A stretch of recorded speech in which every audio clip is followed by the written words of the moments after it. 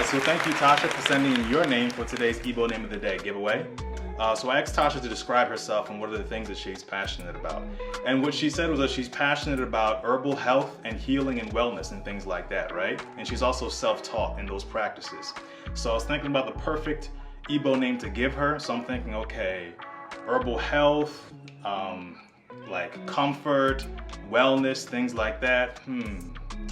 Mobi. Come on, say that with me. Mobi. Good.